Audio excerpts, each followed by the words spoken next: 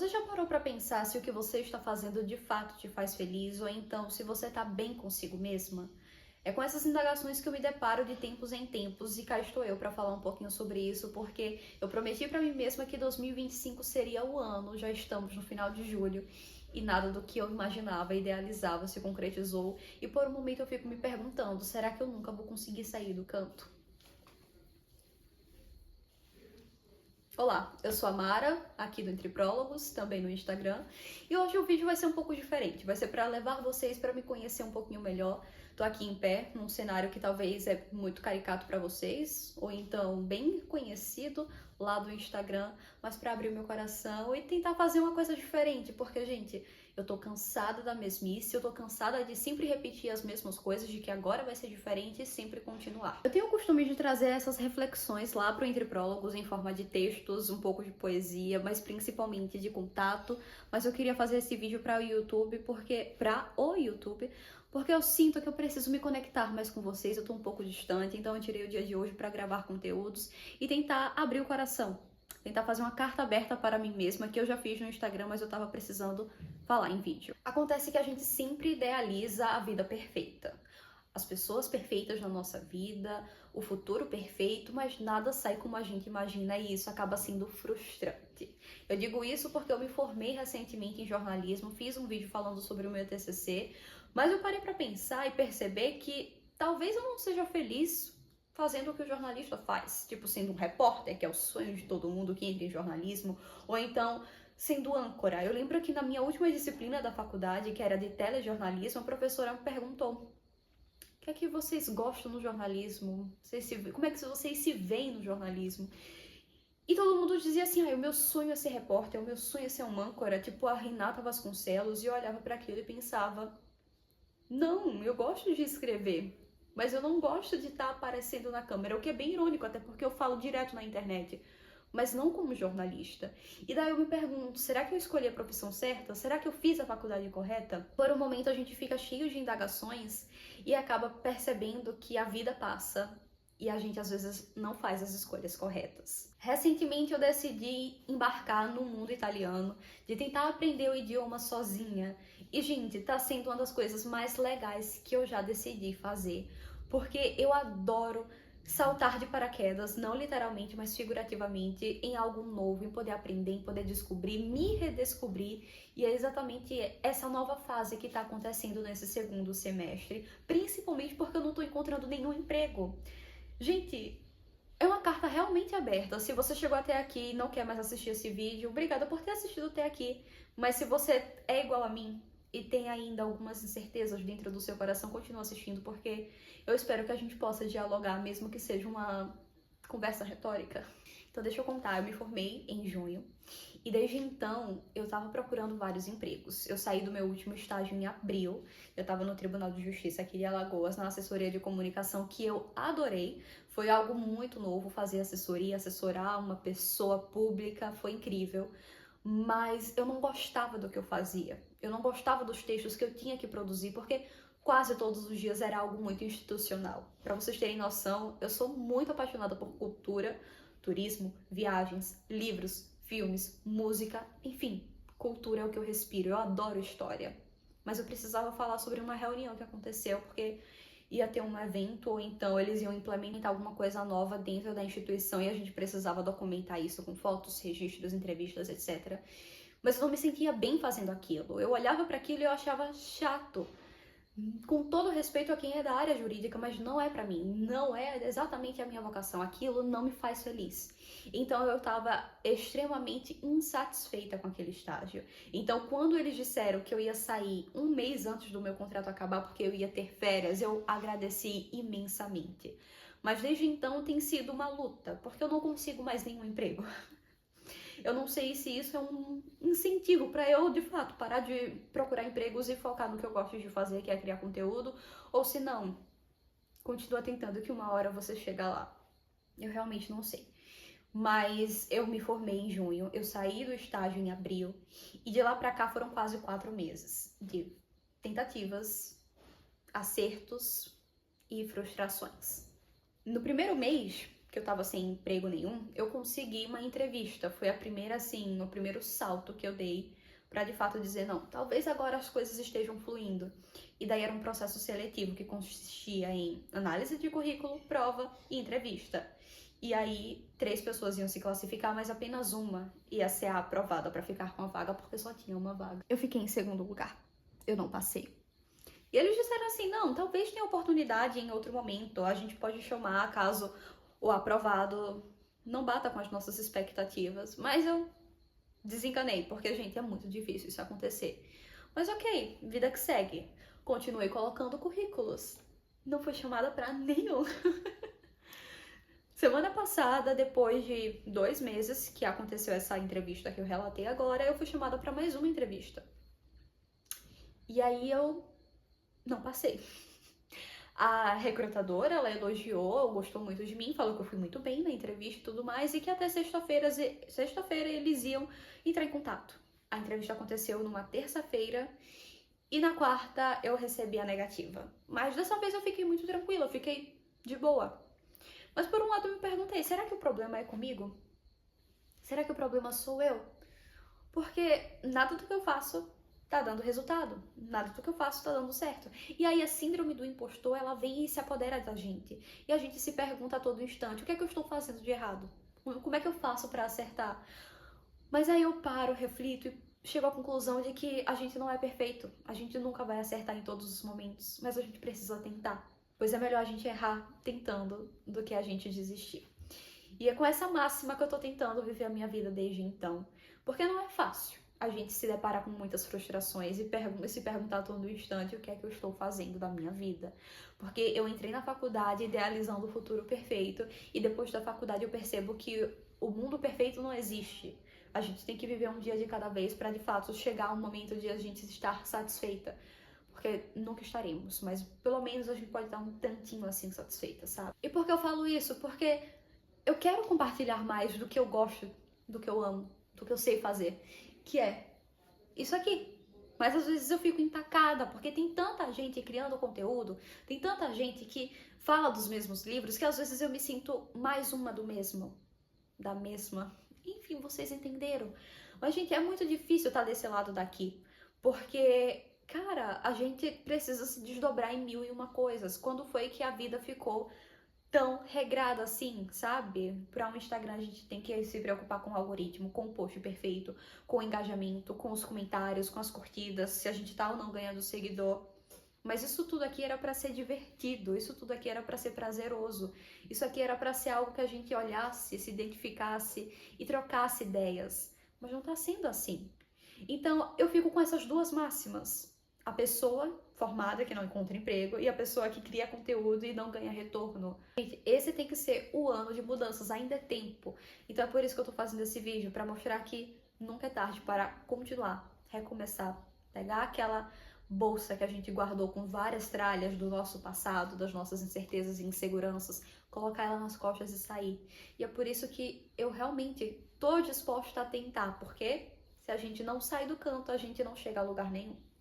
E aí, depois disso, depois que eu caí em mim mesma, né? Quando a gente diz assim, caiu em si, depois que eu caí em mim, eu percebi que talvez eu devesse, sim, pegar essa mochila, colocar nas costas e tentar o que eu gosto de fazer. Então, se você chegou até aqui, essa mensagem pra você. Pra dizer que você é capaz de fazer o que você bem quiser. E nunca aceite comentários maldosos, opiniões que não vão te engrandecer. Porque muitas vezes as pessoas que mais apontam o dedo para dizer, olha, você tá fazendo errado, você deveria fazer assim, você deveria fazer assado, são as pessoas que mais torcem pelo seu fracasso. A gente precisa se rodear de pessoas que de fato torcem por nós, de pessoas que estão ali vibrando por cada conquista nossa, mesmo que seja pequena. Gente, a vida é muito curta pra gente desejar o mal pra alguém, pra gente não tentar, pra gente estar próximo de pessoas que apenas nos fazem sofrer. Então, levem essa máxima para o coração. E falando disso tudo, eu trouxe um livro, porque é impossível eu estar aqui sem falar de livros. Sally Rooney, Belo Mundo Onde Você Está, eu li já faz muito tempo, mas foi um livro que tocou muito no meu coração, porque é um livro que traz pessoas muito normais, pessoas que vivem vidas imperfeitas, pessoas que têm problemas, pessoas que precisam lidar com esses problemas e às vezes não sabem como sair. São 4 pessoas completamente diferentes umas das outras, mas que faz a gente aprender um pouquinho mais com elas. Não me pergunte sobre o que esse livro fala, porque, gente, eu não vou lembrar, já faz muito tempo. Mas sabe aquela sensação quando você vê algo que mudou sua vida, que fica marcado a ferro e fogo, e mesmo assim você não lembra com exatidão como é que isso acontece, mas você sabe que foi bom e você precisa indicar? É esse livro aqui. Então eu tô me inspirando muito nesses personagens. Esses personagens que tentaram, que deram um passo pra frente e não 2 pra trás. Porque é isso, né? A gente precisa dar nem que seja meio passo pra poder chegar em algum lugar. Então, com essa máxima, eu queria indicar pra vocês, belo mundo onde você está, mas eu também queria fazer essa carta aberta. E aí, voltando um pouquinho sobre a minha história de vida, eu não sou uma pessoa de fazer resoluções, de fazer metas para o ano. Eu nunca fui disso, eu sempre fazia com livros, tantos livros por ano, não fiz esse ano, mas esse ano eu não quis fazer meta alguma, nem de livro, nem de nada, porque eu pensei assim, 2025 tem que me surpreender. Até agora ele não me surpreendeu com coisas positivas. E a gente precisa entender que nem tudo que tem de ruim na vida é para nos destruir, às vezes é apenas para nos melhorar, nos engrandecer e nos mostrar que existem saídas. E que a gente talvez esteja pegando um atalho e não o caminho certo. Esse é um vídeo para dizer que eu já falei isso várias vezes, mas é o meu jeitinho de reafirmar o que eu já estava afirmando. Eu vou parar de me sabotar, eu vou parar de colocar justificativas, porque é exatamente isso que a gente tem o costume de fazer. A gente sempre quer colocar justificativas, colocar vírgulas para um ponto final. Talvez seja a hora de me reinventar, de me redescobrir, de poder fazer o que eu gosto, sem ter alguém para dizer, olha, esse texto não ficou bom. Não seria melhor você fazer assim? Porque a gente, sem querer, querendo, a gente retém muitas coisas ruins. E a gente não deixa elas irem embora. Então talvez seja a hora de realmente abrir mão daquilo que ficou no passado e trazer coisas que de fato vão ser levadas para o futuro. Então assim, eu tô tentando ser uma pessoa nova, eu tô tentando mudar porque ainda é tempo, estamos em julho, hoje é dia 28, e eu tô assim me sentindo muito mais leve, muito mais feliz. E é isso que importa. Eu tô criando conteúdo depois de muito tempo sem fazer isso. E eu quero postar esse vídeo ainda hoje, porque eu preciso me desvincular um pouquinho dessa sensação de eu não consigo, eu não posso, eu não sou capaz, porque nós somos capazes. Então é uma carta aberta para dizer que eu vou voltar para o YouTube, eu vou tentar estar mais perto de vocês, mas eu não quero ser a mesma pessoa do Instagram, que eu tô tentando até mudar um pouquinho isso. Lá eu tô tentando trazer conteúdos que sejam mais a minha cara. Eu tô perdendo seguidor, sim, até porque isso é normal pro Instagram, mas eu prefiro estar em um lugar em que eu me sinta bem.